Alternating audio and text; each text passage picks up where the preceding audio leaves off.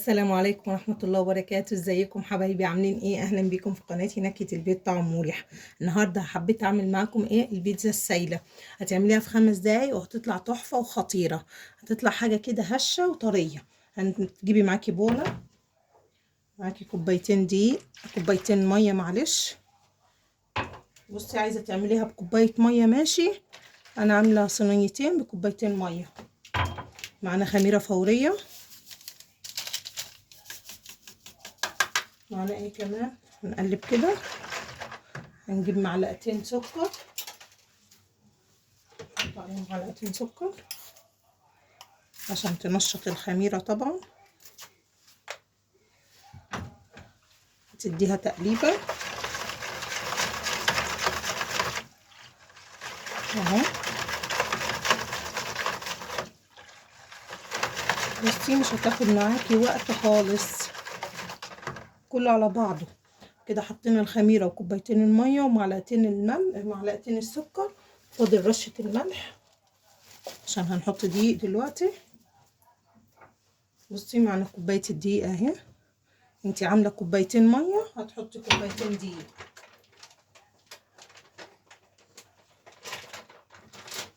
ادي الكوباية التانية، ونفضل نقلب. احنا عايزينها سايلة، هي كل كوباية مية عليها كوباية وربع دقيق. انا حبيت ازود بالواحدة كده، حطيت كوبايتين عشان اشوف السمك بتاعها عامل ازاي. احنا عايزينها سايلة طبعا. هحط لها ربع كوباية دقيق كمان. ادي اهو ربع كوباية دقيق. تفضلي تقلبي فيها.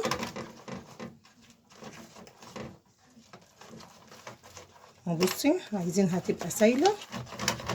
هنحط لها ربع كوباية زيت، اي نوع زيت عندك.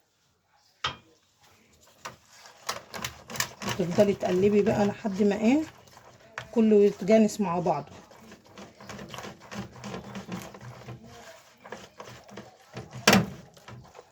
بصوا، احنا عايزينها سايلة طبعا.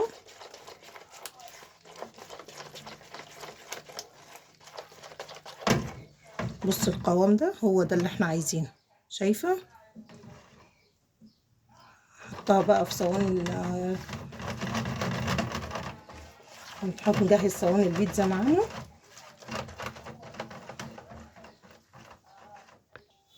بصوا اهي القوام بتاعها اهي. هتجهزي بقى صينيتها، تحطي زيت، تدهنيها بزيت.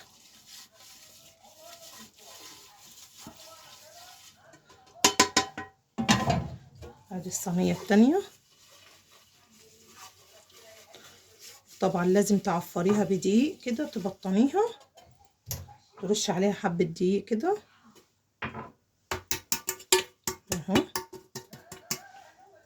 حبة بساط كده طبعا. اهي الصينية، ادي صينية، وادي الصينية التانية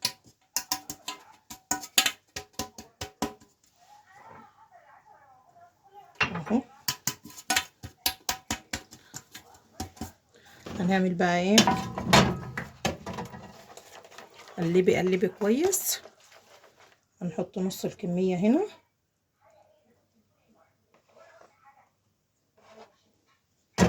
بصي شكلها، هتجريها بقى في كل الصينية، تفرديها في كل الصينية. ادي اول واحدة اهو. الصينية التانية بقى تحطي بقى كميتك. انتي حابة تعملي بكوباية واحدة مية تجربي بيها، جربي. انا عملت صينيتين عشان مجربها قبل كده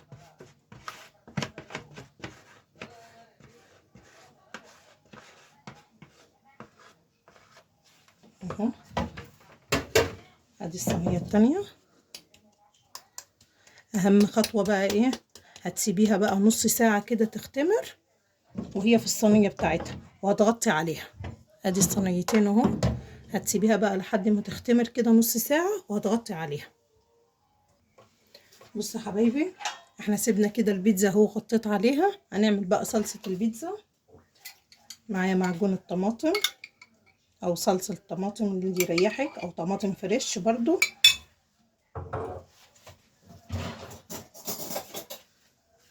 ادي طماطم هنحط عليها نص معلقة توم كده بسيطة، وحبة زيت، معلقة كده خفيفة.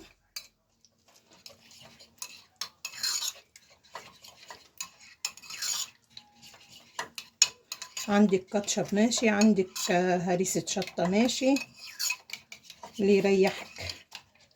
بصوا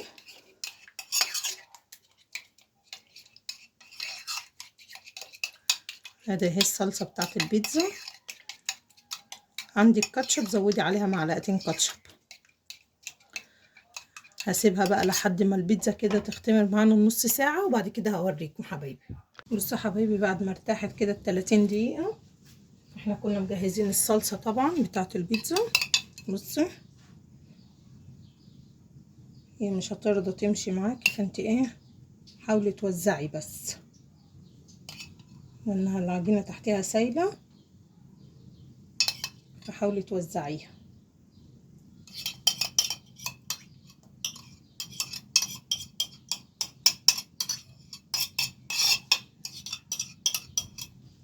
نوزعها كده.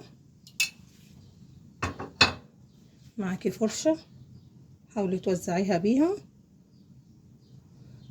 من فوق لفوق كده على مهلك. هوزعها وبعد كده هوريها لكم.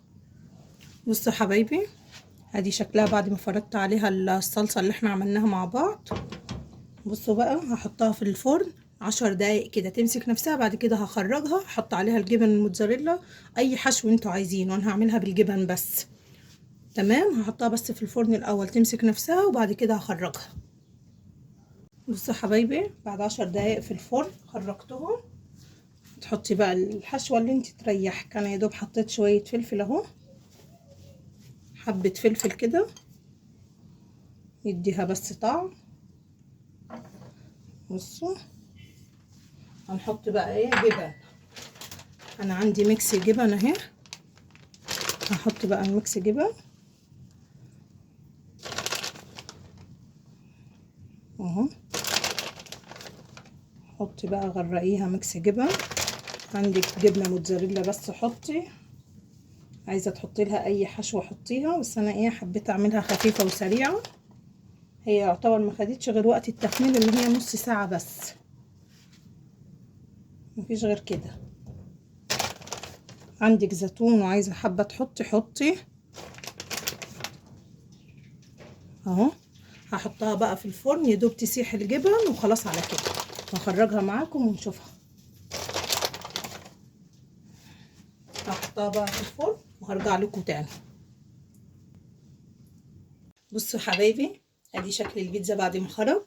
شايفين شكلها عامل ازاي؟ تحفة، حاجة كده خطيرة وهشة ولذيذة. شايفين شكلها عامل ازاي اهو.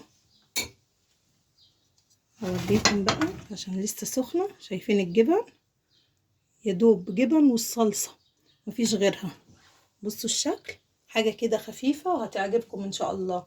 ما تنسوش بقى تعملوا لي اللايك والاشتراك عشان قناتي تكبر بيكم، والف هنا وشفا على قلبكم.